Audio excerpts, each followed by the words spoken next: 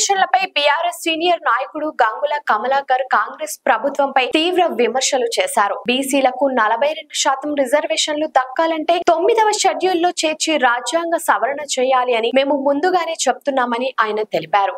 GO ద్వారా 42% reservation కల్పిస్తే ఎన్నికలు జరగవని, సుప్రీంకోర్టు తీర్పు ప్రకారం 50% మించకూడదని ఆయన గుర్తు చేశారు.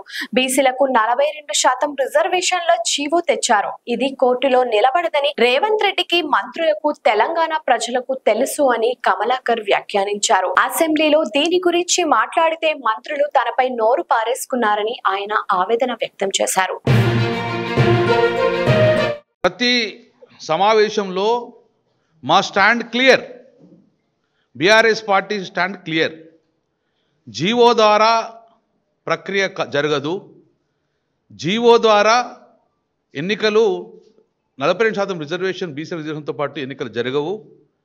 ఇది ఇందిరా సహాని కేసులో సుప్రీంకోర్టు డైరెక్షన్ ఉంది. 50% మించి చేయాలనుకుంటే దానికి ప్రొటెక్షన్ కోసము డెఫినెట్గా రాజ్యాంగ సవరణ జరగాలి.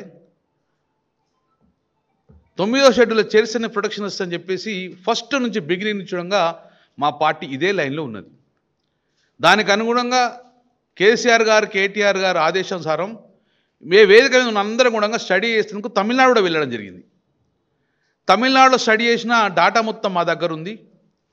అసెంబ్లీ సమావేశం క్లియర్ చెప్పడం జరిగింది. ముఖ్యమంత్రి గారు రేవంత్ రెడ్డి గారు 40-50 సంవత్సరాల నుంచి మోసం చేస్తున్న ఈ కాంగ్రెస్ పార్టీ ఈసారైనా మోసం చేయకండి, మమ్మల్ని అన్యాయం చేస్తే సహించము, అవమానం చేస్తే సహించము, అన్యాయం చేస్తే సహిస్తున్నాం కానీ అవమానం చేస్తే సహించము, ఈరోజు 40% ఇచ్చే బాధ్యత మీదే అని చెప్పడం ద్వారా 40-50 సంవత్సరాలు మోసం చేసినాం కదా, ఇంకొక సంవత్సరం మోసం చేస్తే ఏందనే విధంగా ఈరోజు మమ్మల్ని అవమానం చేసే దిశగా ఈరోజు 42% జీవో ఇవ్వడం, అది కోర్టులో నిలబడదని చెప్పి ముఖ్యమంత్రి గారు తెలుసు, వాళ్ళ మంత్రివర్గానికి తెలుసు, ప్రభుత్వానికి తెలుసు, రాష్ట్ర ప్రజానీకానికి అందరికీ తెలుసు అది నిలబడదని. నేను అసెంబ్లీలో అదే చెప్పాను, నిలబడదంటే పిల్లి శాపనార్థాలు పెడతానమని ఒక మంత్రి లేచిండు, ఇంకో మంత్రి మాట్లాడు పాజిటివ్గా ఆలోచించు అన్నాడు. మేము పాజిటివ్గానే ఆలోచించడం కాబట్టి మాకు అవమానం జరగద్దని చెప్పి మీకు 2-3 సూచనలు చేశాం. ఈరోజు జరిగింది ఏంది? ఈరోజు హైకోర్టు చట్ట ప్రకారంగా, సుప్రీంకోర్టు డైరెక్షన్ ప్రకారం, ప్రజాస్వామ్యబద్ధంగా, రాజ్యాంగబద్ధంగా ఈరోజు కోర్టు స్టే చేయడం జరిగింది. నోటిఫికేషన్ వేదిక మీద అందరం కూడా స్టడీ చేసినందుకు తమిళనాడు కూడా వెళ్ళడం జరిగింది. తమిళనాడులో స్టడీ చేసిన డాటా మొత్తం మా దగ్గర ఉంది. అసెంబ్లీ సమావేశం క్లియర్ చెప్పడం జరిగింది. ముఖ్యమంత్రి గారు రేవంత్ రెడ్డి గారు 40-50 సంవత్సరాల నుంచి మోసం చేస్తున్న ఈ కాంగ్రెస్ పార్టీ ఈసారైనా మోసం చేయకండి, మమ్మల్ని అన్యాయం చేస్తే సహించము, అవమానం చేస్తే సహించము, అన్యాయం చేస్తే సహిస్తున్నాం కానీ అవమానం చేస్తే సహించము, ఈరోజు 40% ఇచ్చే బాధ్యత మీదే అని చెప్పడం ద్వారా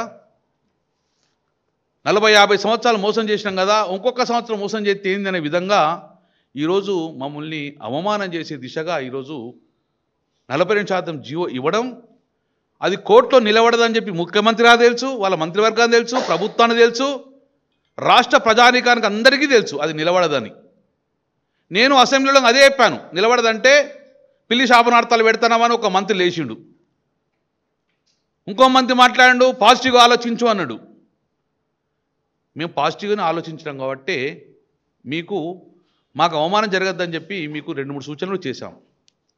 ఈరోజు జరిగింది ఏంది? ఈరోజు హైకోర్టు చట్ట ప్రకారంగా, సుప్రీంకోర్టు డైరెక్షన్ ప్రకారం, ప్రజాస్వామ్యబద్ధంగా, రాజ్యాంగబద్ధంగా ఈరోజు కోర్టు స్టే చేయడం జరిగింది. నోటిఫికేషన్ లైక్ చేయండి, షేర్ చేయండి, సబ్స్క్రైబ్ చేయండి. మరిన్ని వీడియోల కోసం బెల్ సింబల్ పై క్లిక్ చేయండి.